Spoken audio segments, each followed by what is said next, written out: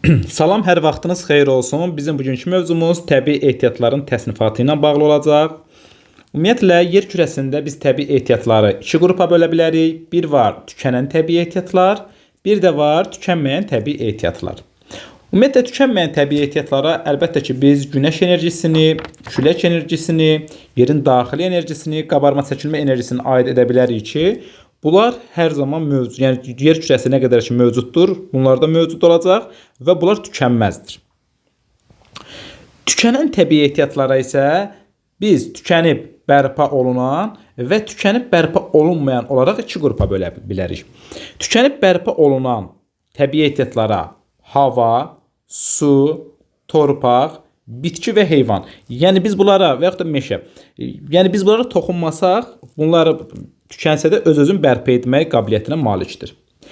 Amma tükənib bərpa olunmayan təbii ehtiyatlar isə yadda saxlayaq ki, bütün mineral ehtiyatlar tükənir, lakin bərpa olunmur. Məsələn, bunlardan yanar faydalı qazıntılara biz neft, qaz, kömür kimi təbii ehtiyatları, həmçinin filiz faydalı qazıntılardan mis, dəmir, ümumiyyətlə bütün filiz faydalı qazıntılar, həmçinin qeyri-filizlər, xörək tozu, kalsium, fosfor duzları və s. əhəng daşı. Yəni nə biz təbiətdə mineral ehtiyat görürüksə, bunlar tükənir, lakin bərpa olunmur. Biz bilirik ki, dünyada əhalinin artımı sürətli şəkildə gedir və gələcəkdə də bu təbii ehtiyatlara çox ehtiyac var. Bəs biz bu təbii ehtiyatlardan səmərəli istifadə etmək üçün nə edə bilərik? Əlbəttə ki, ekstensiv yox, intensiv mənimsəmədən istifadə etməliyik. Yəni ki, mövcud yataqlardan səmərəli istifadə etməli. Yataqlarda olan təbii ehtiyatların hamısını tam hasil etməli. Tullantıları təkrar emala cəlb etməli. Xam maldan kompleks şəkildə istifadə etməli. Mövcud yataqların istifadəsi zamanı yeni texnologiyaların tətbiqi, yəni nə qədər müasir yeni texnologiyalar tətbiq olunarsa, o zaman daha biz təbii sərvətlərdən daha səmərəli istifadə edə bilərik. Həmçinin ekoloji mühitin qorunması. Bəli, ekoloji mühit əsas vacib məsələlərdən biridir ki, ekoloji mühitin də qorunması vacib amildir. Yəni intensiv mənimsəmədə, yadda saxlayaq ki, burada dərinə mənimsəmədir, dərinə. Bundan daha çox inkişaf etmiş ölkələr istifadə edir, xüsusən Avropa ölkələri, həmçinin ABŞ. Bu ölkələr öz təbii ehtiyatlarına kompleks, tam şəkildə və tullantıların təkrar emala cəlb olunması formasında istifadə edirlər. Bir də var ekstensiv mənimsəmə. Yəni ekstensiv dedikdə əlbəttə ki, söhbət enine mənimsəmədən gedir. Bu əsasən inkişaf etməkdə olan ölkələr üçün səciyyəvidir. Həmçinin sahəsi böyük olan Avstraliya, Car, Kanada kimi inkişaf etmiş ölkələrdə də əsasən enine mənimsəmədir. Yəni təbii sərvətlər tam kompleks istifadə edilmir.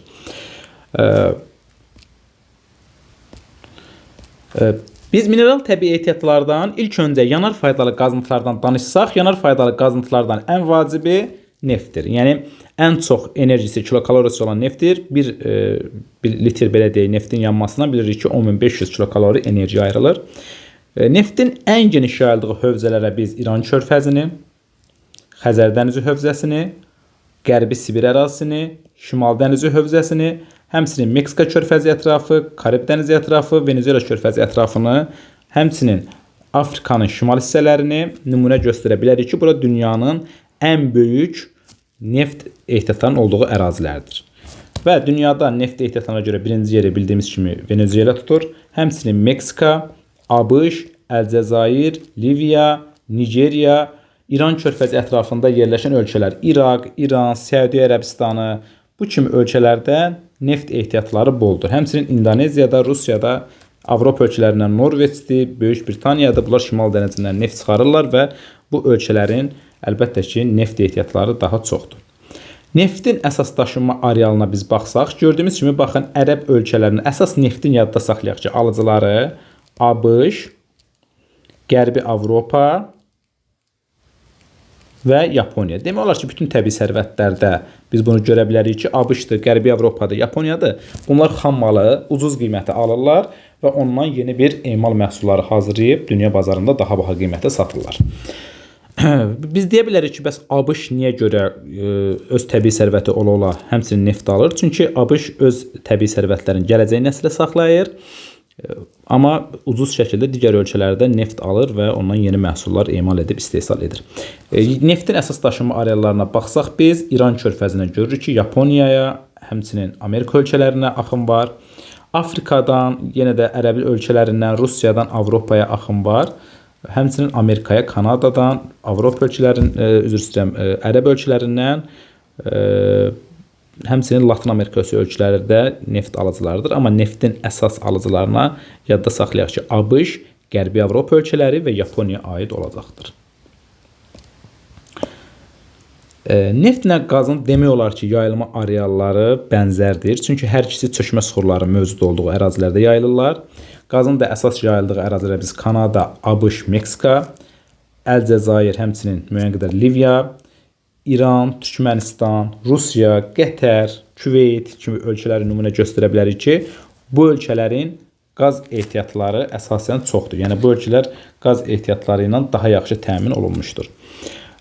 Qazın əsas daşınma arealına biz baxsaq, yenə də fikir versək, baxın Afrika ölkələrindən ABŞ-a, həmçinin ərəb ölkələrindən Yaponiyaya, həmçinin Rusiyadan Avropa ölkələrinə, həmçinin Avstraliyadan Yapon ölkələrinə biz görə bilərik ki, Yaponiyaya görə bilərik ki, qaz ehtiyatları hasil olunur, daşınır.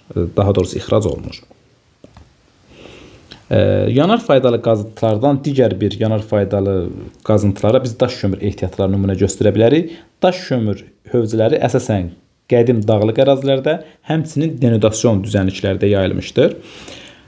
Gəlin dünyada əsas biz daş kömür yataqlarına baxsaq, gördüyümüz kimi baxın Rusiyada Peçora, Moskva ətrafı, Lena kimi böyük yataqlar var. Ukraynada Donetsk və Donbas ən əsas, ən böyük daş kömür yataqlarındandır. Qazaxıstanda Qaraqanda və Ekibastus yataqları, Özbəkistanda Angren və Şarqun yataqları, Çində Fuşun və Anshan yataqları, Carda, Cənubi Afrika Respublikasında Kap, ABŞ-da Appalaç, Almaniyada Rur və Sar, Çexiyada Karvin, Türkiyədə Zonguldaq və Erikli, Hindistanda şimal-şərq hissəsində biz daş kömür ehtiyatına rast gələ bilərik, Polşada Yuxarı Sileziya, Avstraliyanın şərq hissəsi, Böyük Britaniyada Midland yataqları dünyanın ən əsas kömür yataqlarıdır. Bir şeyə burada diqqət yetirir ki, daş kömürün daşınması o qədər də neft və qaz kimi deyil. Yəni ki, əsasən daş kömür əgər şaxta açıq üsulla çıxarılırsa, məsələn ABŞ-da, Avstraliyada, Car kimi ölkələrdə açıq üsulla çıxarılır. Ona görə də burada kömürün çıxarılması və qiyməti daha ucuz başa gəlir. Lakin Rusiya, Ukrayna, Çin kimi ölkələrdə isə daha şaxta üsulu ilə çıxarıldığı üçün burada daha başa gəlir və ona görə bu ölkələrdə demək olar ki, daş kömür satılmır. Çünki hansı ki ölkələr çıxardır, onu əsasən özləri, yəni şaxta üsulu ilə daş kömürü çıxardan ölkələr əsasən ondan yəni özləri yerli istehsalda istifadə edirlər. Özləri, yəni o qədər də neft və qaz kimi satılma arealı geniş deyil. Yenə də daşınma arealına biz baxsaq, görürük ki, ABŞ-dan Braziliyaya, bax bunu yadda saxlayaq, tapmaq üçün rahatdır. ABŞ-dan Avropaya, həmçinin Avstraliyadan Avropa ölkələrinə, Ukraynadan Avropa ölkələrinə, həmçinin Avstraliyadan Yaponiyaya biz daş kömür ehtiyatlarının daşındığını görə bilərik. Daha sonra əsas filiz faydalı qazıntılara biz keçid etsək, dünyada ən əsas filiz faydalı qazıntılarından biri də dəmir ehtiyatlarıdır. Dəmir ehtiyatlarının ən geniş yayıldığı ərazilər əlbəttə ki, əsasən dağlıq ərazilər, yəni maqmatik süxurların yayıldığı ərazilər, həmçinin denudasyon düzənliklərdə geniş yayılmışdır dəmir ehtiyatları. Bura biz Kanada, ABŞ, Braziliya, Afrikada Liberiya dünyanın ən böyük dəmir ehtiyatlarından biri buradadır. Cənubi Afrika Respublikası, həmçinin Çin dünyada dəmir ehtiyatlarına görə lider ölkələrdəndir. Rusiya, Qazaxıstan, Ukrayna, Avstraliya kimi ölkələrdə, həmçinin Hindistanda Dekan yaylası ətrafında, xüsusən qalxanların, yəni platformaların qalxan hissələrində biz dəmir ehtiyatlarının geniş yayıldığını görə bilərik. Əsas yataqlarına ABŞ ərazisində Yuxarı göl, Rusiya ərazisində Kursk maqnit anomasiyası, Ukrayna ərazisində Krivoy Rog, Qazaxıstanda Kostanay, İsveçdə Kruni, Azərbaycanda Daşkəsən, Dəmiroğlu, Hamançay kimi əsas dəmir filizi ehtiyatlarına rast gələ bilərik. Dəmir filizi ehtiyatlarının əsas daşınma arealı, yenə yadda saxlayaq ki, dəmir filizinin də əsas alıcılarına biz ABŞ, Qərbi Avropa ölkələri, həmçinin Yaponiyanı nümunə göstərə bilərik ki, bu ölkələr yüksək səviyyədə inkişaf edib, dəmiri alırlar və ondan yeni məhsullar istehsal edilir. Görürmü? Hindistandan, Avstraliyadan, biz həmçinin Braziliyadan görə bilərik ki, Yaponiyaya bu təbii sərvətlər gətirilir. Həmçinin Braziliyadan ABŞ-a, həmçinin Avropa ölkələrinə dəmir ehtiyatlarının getdiyini görə bilərik ki, bir daha qeyd edirəm ki, bu ehtiyatları alıb ondan yeni məhsullar istehsal edib və dünya bazarına çıxardırlar. Biz bilirik ki, ümumiyyətlə alüminium təbiətdə hazır şəkildə deyil. Alüminiumun alınması üçün boksit plus alunit plus nefelindən istifadə olunur. Yəni boksit, alunit və nefelin birləşərək alüminium istehsal edilir. Biz ilk öncə boksit ehtiyatlarına baxsaq, boksit ehtiyatları əsasən Latin Amerikası ölkələrində, xüsusən Yamayka, Guyana, Surinam və Braziliya kimi ölkələrdə. Bununla yanaşı həmçinin dünyada ən böyük boksit yataqları Avstraliyada biz deyə bilərik. York ərazisində deyə bilərik ki, burada ən böyük boksit ehtiyatları yerləşir. Həmçinin Çində, Rusiyada, Macaristanda, Fransada və s. Bu kimi ölkələrdə, Afrikada, Qvineya ərazisində biz boksit ehtiyatlarına rast gələ bilərik. Deməli, boksiti əsas daşınma arealına yenə də baxsaq, biz Braziliyadan görə bilərik ki, Şimali Amerikaya, həmçinin Qvineyadan Avropa ölkələrinə, həmçinin Latin Amerikası ölkələrindən Amerikaya, Yaponiya kimi ölkələrə biz daşındığını görə bilərik ki, bu ölkələr əlbəttə ki, boksiti alır və ondan alüminium istehsalında istifadə edirlər. Və burada bir məsələyə diqqət yetirək ki, alüminium xammalını yalnız hasil edən ölkələrə, əsasən biz Surinam, Yamayka, Guyana, Qvineya kimi ölkələr nümunə göstərə bilərik.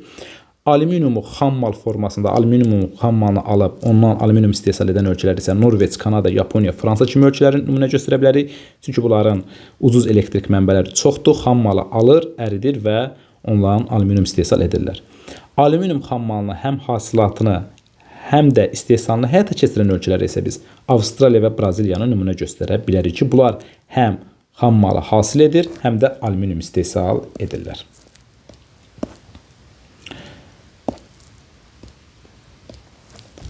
Dünyanın əsas mis qurşağına biz diqqət yetirsək, dünyanın əsas mis qurşağı Ant dağlarından keçir. Xüsusilə Peru və Çili ərazisi mis ehtiyatları ilə çox zəngindir. Xüsusən Çili ərazisində Chuquicamata mis yatağı dünyanın ən əsas mis ehtiyatlarıdır. Və həmçinin Kongo və Zambiya, yəni Mərkəzi Afrika ərazisində Kongo və Zambiya ölkələrində də mis ehtiyatları çoxdur və bu təbii ehtiyatları yenə də yadda saxlayaq ki, ABŞ, həmçinin Yaponiya, həmçinin Avropa, xüsusən Qərbi Avropa ölkələri alır. Yəni biz daşınma ehtiyatlarında, istiqamətlərində bunu görə bilərik.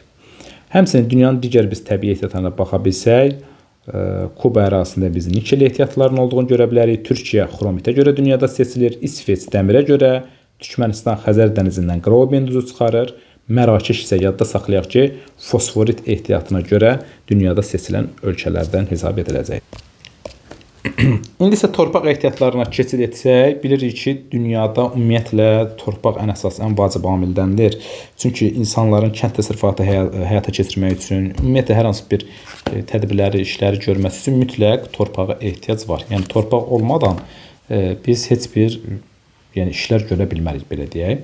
Ona görə də torpaq dünyanın, insanların əsas vacib amillərinə aiddir. Xüsusən bezərilən torpaqların çox böyük əhəmiyyəti vardır.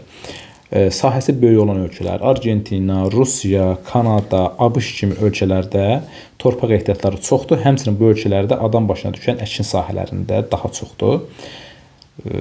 Və torpaq, yəni torpaq biz bilirik ki, dünyada baş verən iqlim dəyişiklikləri, torpaqlarda da səhralaşmanın baş verməsinə, həmçinin eroziyaların baş verməsinə, torpaqların çox suvarılması nəticəsində şoranlaşmanın baş verməsinə, yaşayış məntəqəsində qalan torpaqların artmasına, meşə sahələrinin azalmasına gətirib çıxara bilir ki, bu da əlbəttə ki, dünyanın əsas problemlərindən birinə çevrilir. Çünki torpaq, yenə də deyirəm, əhali artdıqca torpağa tələbat daha da artır. Dünyada kənd təsərrüfatı təyinatı torpaqların hektarı 4,8 milyard hektardır. Daha sonra bir 4,1 milyard meşə, 4,1 milyard isə digər, yəni su hövzələrinin, yaşayış məntəqələrinin, yolların, sənayelerin və s. altında qalmış torpaqlara aid edə bilərik. Kənd təsərrüfatı torpaqları içərisində də 3,4 milyardı yadda saxlayaq ki, otlaqlar tutur. 1,3 milyardı biçənəklər, 0,6 milyardı isə əlbəttə ki, çoxillik bitki və bağların arasında altında qalan torpaqlar tutur və cəmi 13 milyard hektar torpaq mövcuddur. Azərbaycanda da biz diqqət yetirsək, kənd təsərrüfatı torpaqların 4,8 milyon hektarı kənd təsərrüfatı təyinatlıdır. 1 milyon hektarı meşə torpaqlarına aiddir. 2,8 milyon torpaqlar isə digər torpaqlara aiddir və ümumi 8,6 milyon hektar torpağımız mövcuddur. Və bu torpaqlardan da kənd təsərrüfatı təyinatlı torpaqların 2,6 milyonu hektarı otlaqlara, 1,9 milyonu becərilən torpaqlara, 0,3 milyonu isə çoxillik bitki və bağların altında qalan torpaqlara aid edə bilərik. Həmçinin dünyanın su ehtiyatlarından danışsaq, bugünkü gündə ən vacib məsələlərdən biri də su problemidir. Çünki əksər ölkələr su problemindən əziyyət çəkir, xüsusən tropik enliklərdə yerləşən ölkələrdə su problemi mövcuddur.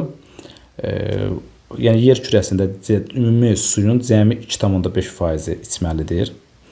Və şirin su ehtiyatlarının istifadəsinə biz baxsaq, yadda saxlayaq ki, şirin su ehtiyatlarının 63% kənd təsərrüfatı sahəsində işlədilir.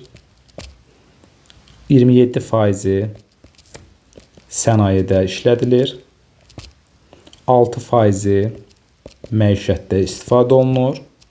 4% isə digər sahələrdə istifadə olunur. Gördüyümüz kimi 63% ən çox kənd təsərrüfatı sahələrində istifadə olunur. Və şirin su ehtiyatlarının, içməli su ehtiyatlarının da əksər hissəsi qütb ətrafı ərazilərdə, buzlaqlarda və yaxud da yüksək dağlıq ərazilərdə olan buzlaqlarda cəmləşmişdir. Sudan qənaətlə istifadə etmək vacibdir. Həmçinin su ehtiyatlarının toplanması üçün biz yağış və qar sularından istifadə edə bilərik. Dəniz suyunu şirinləşdirmək mümkündür. Xüsusən ərəb ölkələri bundan səmərəli istifadə edir. Yəni dəniz suyunu şirinləşdirirlər. Düzdür, onun içməli su kimi olmasa da məişətdə, hər hansı bir sənaye sahələrində istifadə etmək mümkündür. Həmçinin iceberglərdən istifadə etmək, sənaye və energetikada qapalı su dövranından istifadə edib suyun yenidən təmizlənərək istehsala yenidən cəlb olunmasını təmin etmək olar. Və biz bildiyimiz kimi çaylarda çaylarda axını tənzimləmək üçün çayların üzərində su anbarları qurulur. Su anbarları qurulmasının bəs əhəmiyyəti nədir? Çaylarda suyun səviyyəsini tənzimləyir, elektrik enerjisi alınır, su ilə fasiləsiz təminatı təmin edir, balıqçılıqda, gəmiçilikdə, əkin sahələrinin suvarılmasında istifadə olunur. Su anbarlarının mənfi cəhəti isə ola bilər ki, yer altına su sızmalar baş verə bilər, torpağı şoranlaşdıra bilər, həmçinin bataqlıqlaşmaya gətirib çıxarda bilər. Həmçinin biz meşə ehtiyatlarına keçid etsək, bilirik ki, ən vacib təbii sərvətlərdən də biri meşə ehtiyatlarıdır. Meşələr yəni ən vacib komponentlərdən biridir. Deməli, bilirik ki, meşələr bir çox məqsədlər üçün istifadə olunur. Xüsusən meşələrdən, ağaclardan tikintidə, tikinti materialının alınmasında, kağız əldə olunmasında, mebel istehsalında istifadə olunur. Həmçinin meşələrin yamaz bərkidici, su qoruyucu, şəhər yaşıllaşdırma kimi əsas funksiyaları da mövcuddur və ən əsas məsələlərdən biri də təbiəti oksigenlə təmin edir, atmosferi oksigenlə zənginləşdirir və canlıların tənəffüs etməsinə köməklik göstərir. Biz meşələri iki qrupa bölə bilərik. Şimal meşə qurşağı və cənub meşə qurşağı. Şimal meşə qurşağı əsasən tayqa meşələrindən ibarətdir. Burada şimal meşə qurşağında yerləşən ölkələri Rusiya, Finlandiya, İsveç, Norveç, Kanadanı biz aid edə bilərik. Cənub meşə qurşağı isə ekvatorial və tropik meşələri əsasən əhatə edir. Biz bura Venezuela, Braziliya, Kongo, Gabon, Malayziya, İndoneziya kimi ölkələri qeyd edə bilərik ki, bu ölkələr cənub meşə qurşağında yerləşir.